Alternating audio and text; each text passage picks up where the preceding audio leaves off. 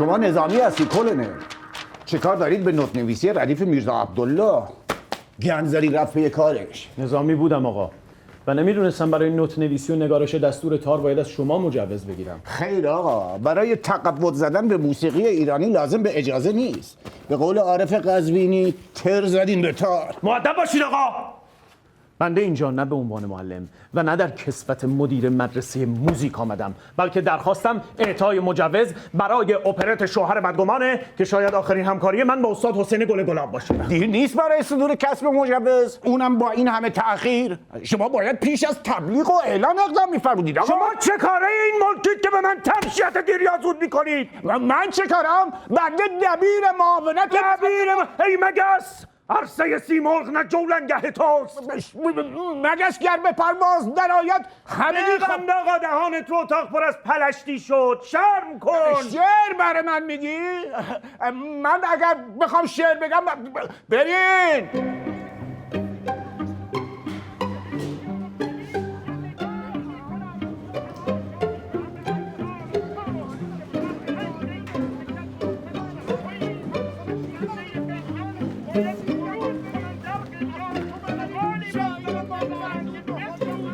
میرم زنگ میزنم تامینات اینجا دعوا شده جناب مدبر دعوا شده. اداره رو این آقا شما سرش آقای آقای محرر مجوز چی؟ نه نمیشه درد سر آقا این دیگه این آقا ما نیستیم دست به سرش کنیم. آدم مهمیه. کی؟ کلون علی نقی وزیری. یک مشت ارازل شدید تویولدار فرهنگ که باید طویله دار می شدید و درد از شعر و قلم و شیره جان بزرگانی مثل حسین گل گلاب که باید معطل امثال تویی بشن که از جانت جز شیر سوخته چیزی در نمیاد. جناب کلونل چه افتخاری قربان.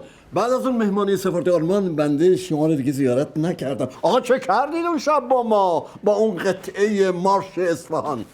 برای مجوز تشریف آوردی؟ بله. زود باشین استاد معطل نذارید. مهر این مهر توشی ببخشید استاد عذرخواهی میکنم. بفرمایید. خیلی خوب. بله خدمت شما استاد کلونل علی نقی وزیری. سپاسگزارم. خواهش میکنم. متاسفم که مجبور شدم صدامو بالا ببرم. استاد شما مسبوق هستید که بنده چه ارادتی به شما دارم. دختر خانم محترم بدر آفاق سلام بنده رو بهشون برسونید. بفرمایید. مبارک باشید. ما نمیدونید چقدر رفتیم اومدیم تا بتونیم این کاری انجام بدیم. هر روز رفتیم اومدیم. یه روز میگه شعرتون مشکل داره، یه روز میگه کارتون اینجوریه. البته شما طبیعتا شرایطتون فرق میکنه، ولی من با این رفتاری که از این دوستان این مجموعه میبینم استاد فکر میکنم تا 100 سال دیگه به امثال ماها مجوز استاد من یه چیزی بگم. شما یه قطعه‌ای دارین دختره که ژولیده چقدر زیباست. اینو من بچهای مدرسه موزیک شنیدم. اگه اجازه بدید یه دقیقه اینو براتون اینجا بزنیم. با اجازهت. بریم بچه‌ها. بریم. 3 4 نه این نیست. محکم سرحال قبراق.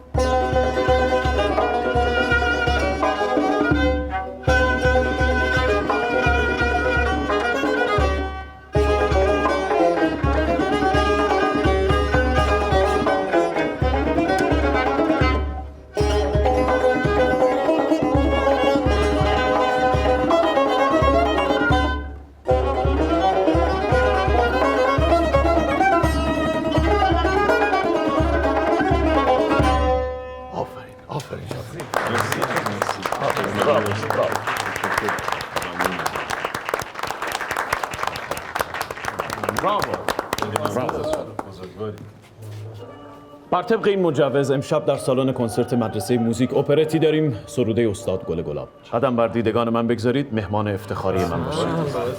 عوایدش صرف بچه‌های یتیم. یک شب مهمانیم و 100 ساله دعاگو. ولی به عرض شرمندگی امشب در ضیافت فامیل محترم جناب تیمورتاشیم و دست ما کوتاه از اپرت شوهر بدگمان.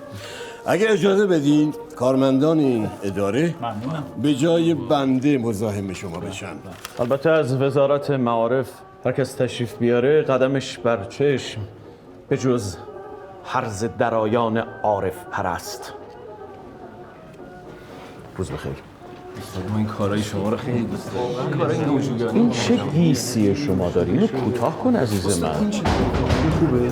شما خوبی سیبیلا رو کوتاه. شما خوبی. شما سفارش ما رو اینجا میتونید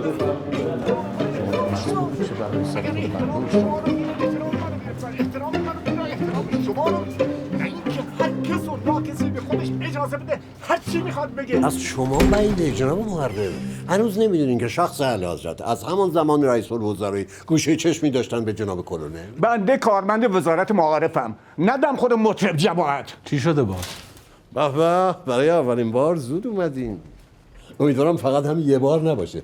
لازم شما امشب دعوتید به اپرت شوهر بدگمان.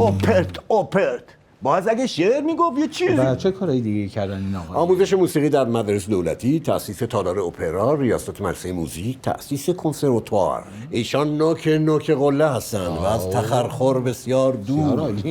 البته کم که جناب کلونل نهایتاً تا 2-3 سالگی خروس میخونه، چنان آتشی به پا کنن خودشو دودمانش توی اسپانی بشنن.